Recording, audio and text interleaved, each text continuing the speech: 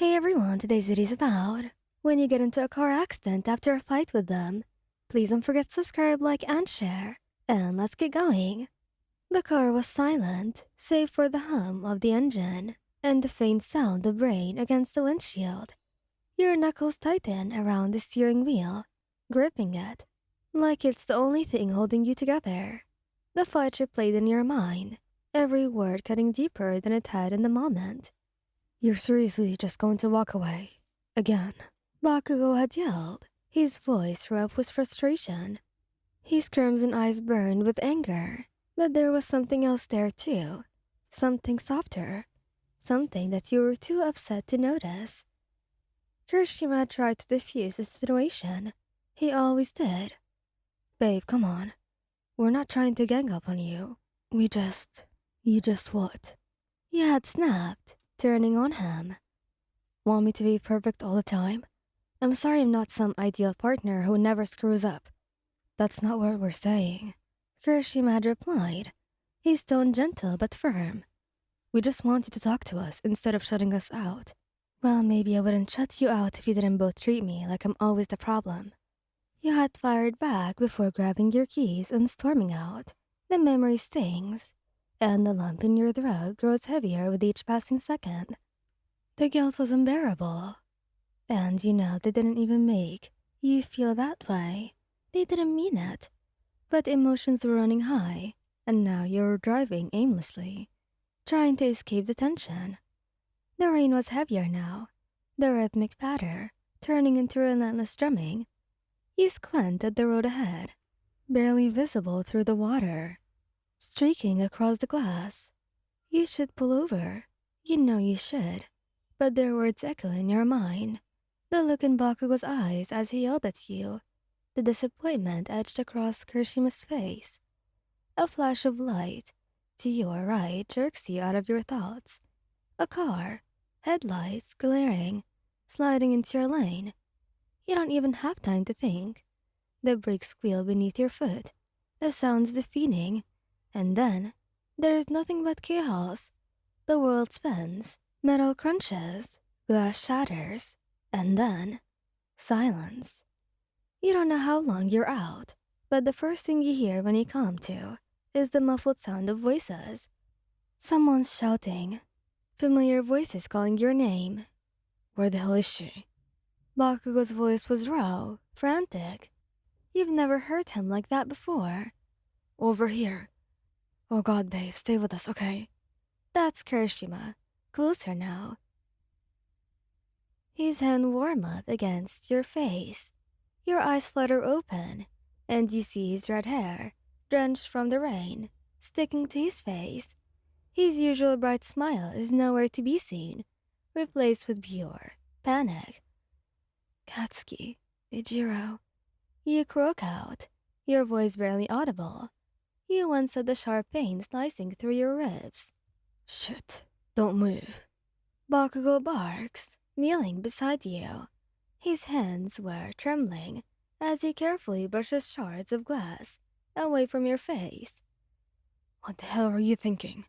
Driving off like that? Do you know how scared we were? Don't yell at her.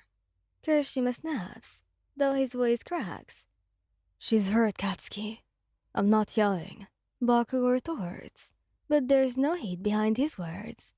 His jaw tightens as he looks down at you, his expression torn between anger and fear. You're so damn stupid, you know that.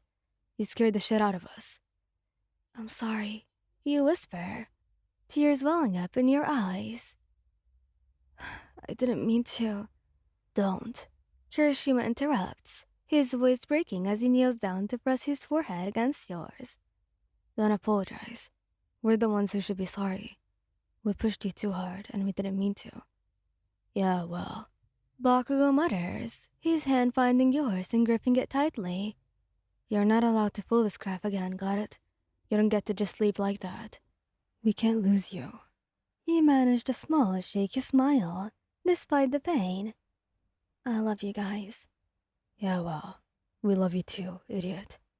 Bakugo mumbles, his voice softer now, almost gentle. More than anything, Kirishima adds, his thumb brushing a tear over your cheek. Now stay still, okay? Help's on the way. As the sound of sirens grows louder in the distance, you squeeze their hands weakly, holding on to the comfort of their presence. You'll talk later, and you'll fix things. For now, you're just grateful to have them by your side. The ambulance arrives moments later. Red and blue lights painting the dark, rain-soaked street. In harsh flashes, Bakugo does not let go of your hand.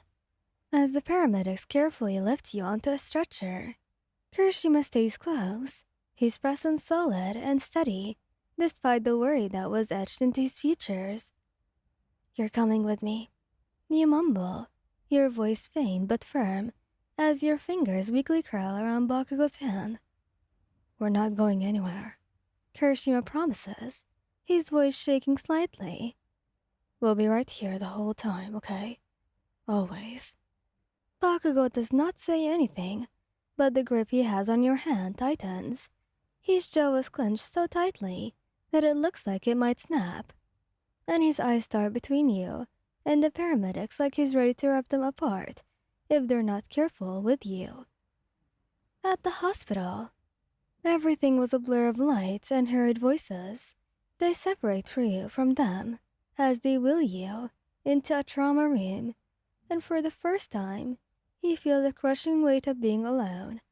The last thing you see is Kirishima holding Bakugo back as he tries to push past a nurse. Let me in there. She needs us. Bakugo's voice was hoarse and frantic. Katsuki, give them space. Kirishima was trying to keep him calm, but you can hear the strain in his voice too. Hours pass, or at least they feel like they do. You're poked and bloated, your injuries assessed. The doctors say that you're lucky. Just a couple of broken ribs, a concussion, and some bruises.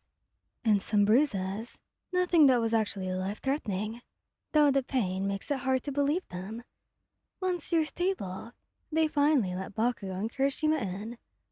The door bursts open, and Bakugo storms in first, his presence filling the room instantly. His eyes lock onto you, scanning every inch of you as if to confirm that you're still in one piece. Behind him, Kirishima enters more quietly, but his face was a mist of relief and lingering fear. You look like hell, Bakugo grumbles, though his voice cracks halfway through. He drags a chair to your bedside, sitting down heavily and folding his arms as if trying to contain himself. Nice to see you too, I guess, you murmur, your lips twitching into a faint smile, despite the ache in your chest. Kirishima sits on the other side of the bed. Don't scare us like that again, okay? I don't think my heart can handle it. I didn't mean for this to happen. You say softly. I just felt like I wasn't enough for you guys. That's bullshit. Don't you ever say that again.